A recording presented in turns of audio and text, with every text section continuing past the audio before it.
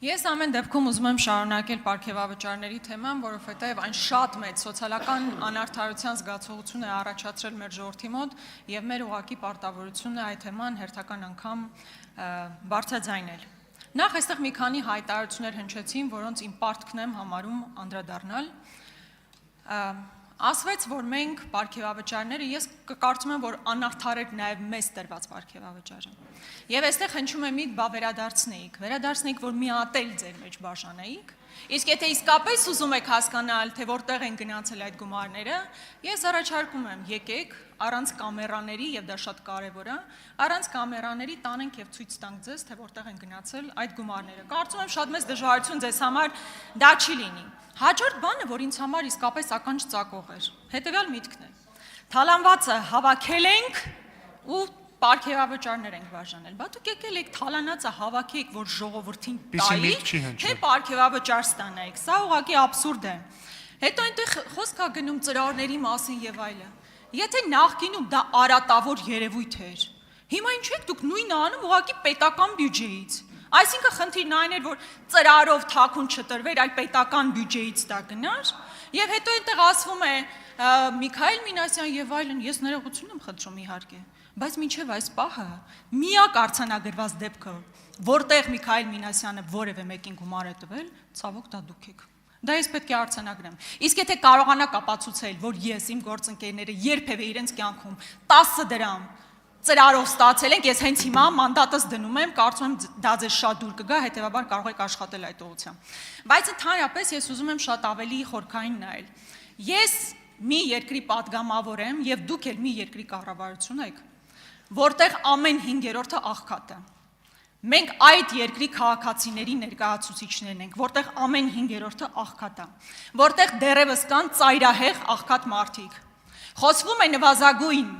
աշխատավարձի բարձրացման մասին, ես հիմա ավարտում եմ, ներողություն եմ խնդրում։ Նվազագույն աշխատավարձի բարձրացման մասով, բայց գներն այնքան են աճել, գնաճ այնպիսին է, որ մոտ 6000-7000 դրամով գնաճը ավել է, քան նվազագույն աշխատավարձը։ Էլ չեմ ասում 8 միլիարդով պետական պարտքն ավելացրած կառավարություն եք, մեր թորների ուսերին դրած պարտքով պարգևավճար տալն իսկապես սոցիալական անարդարության։ Շնորհակալություն, հարցին կպատասխանի Հայաստանի Հանրապետության վարչապետ Նիկոլ Փաշինյանը, համեցեք։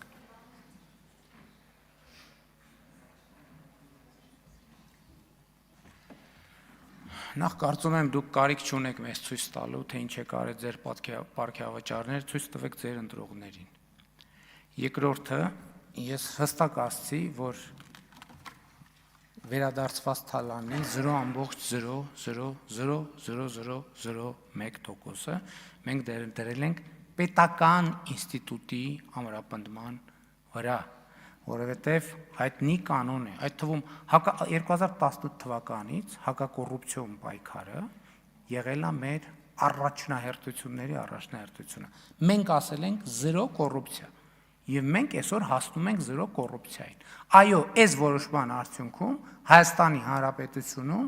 կոռուպցիայի մակարդակը դառնալու է, ձգտելու է 0-ի։ Եվ սա շատ կարևոր քաղաքական ձեռքբերում է։ Ինչ վերաբերվում է աղքատությանը, մենք սրանով ուժեղացնում ենք աղքատության վերացմամբ զբաղվող համակարգը, որովհետև պետական կառավարման համակարգի արդյունավետությունից է կախված երկրում աղքատության մակարդակը։ Սա ներդրում է այդ թվում աղքատությունը վերացնելու ուղղությամբ։ Մի քանի, որովհետև ինչ եք կներեք արտահայտությունից դուրս տալիս։ Ինչ է նշանակում ապացուցված դեպք կա, որ միշիկը այն ծրավոր գլուխը միշիկն էլ է պատին տվել, ասողն էլ է պատին տվել, կասկածողն էլ հետն է պատին տվել։ Իսկ ինչ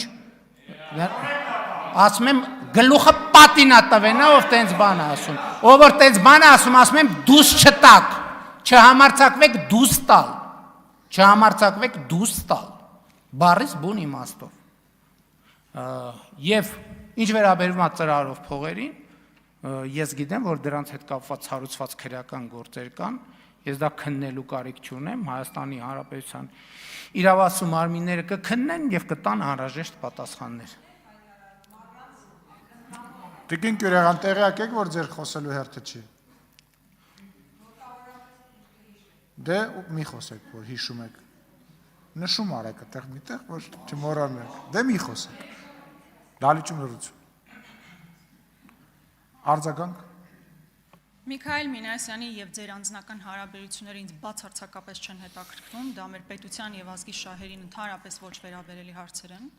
Այդ հայտարարությունը հնչվել է եւ դուք չեք էլ հերքել մինչեւ այսօր։ Եթե ձեր այդ պորտմամբ դուք ուղակի հերքում եք, կարող եք ավելի քաղաքակիրթ ցիվիլ տարբերակով ասել, որ նման բան ուղակի երբևէ տեղի չունեցել։ Ավելի հեշտ բան ուղակի չկա։ Դա ասեիք, ինչ է նշանակում, դուրս են տալիս, դուրս են տալինաս։ Խնդրում եմ։ Նախազգուշացում, պարոն Ալեքսանյան։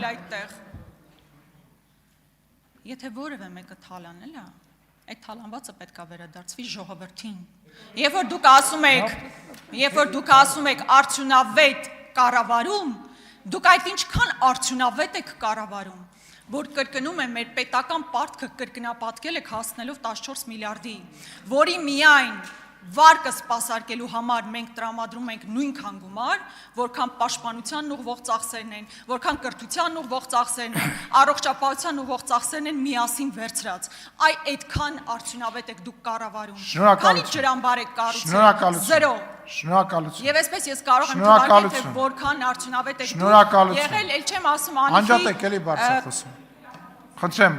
Տիկին Գրիգորյան, պետք է անկեղծ ասեմ, ես տենց հայտարարություն չեմ լսել, որ ասում եք, որ տենց հայտարարություն եղել է։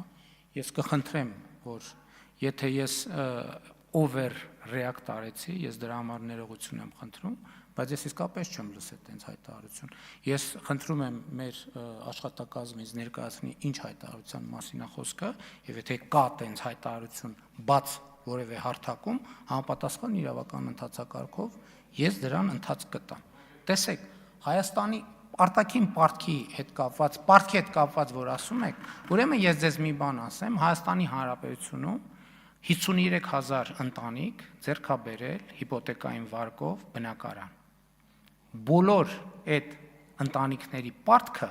տասնապատկվել է, բայց դրա արդյունքում այդ ընտանիքների բարեկեցությունը ոչ թե նվազել է, այլ աճել է։ Այսինքն այն մարդը, ով որ հիմա հիպոթեկային վարկ է ձեռք բերել, գնացեք, եկեք X բանով, պարզ վիճակագրությամբ գնանք ցանկացած քաղաքացու բան անենք, գործը նայենք, իրան հարցնենք, ինքը այդ բնական ձեռքբերումից առաջ եւ հիմա իր պարտքը տասնապատկվել է, ինչքան ինքը պարտք է ունեցել։ Բա այդ մարդկանց ընտանիքները ինչի չեն բանանում հրաժարական տալիս։ Ինչի իրանք ընտանիքի դեմ են գործել։ Բոլորը առանց բացառության, ով որ հիպոթեկային վարկով տուն է ձեռք բերել, 90%-ը, ինչ են վերցրել, որտեղ իրանք եկամուտները աճել է։ Եվ իրանք եկամուտները աճել է, իրանք գիտեն, որ իրանք տուն ձեռք բերելը իրանք բանն է, իրանք հասանելի է,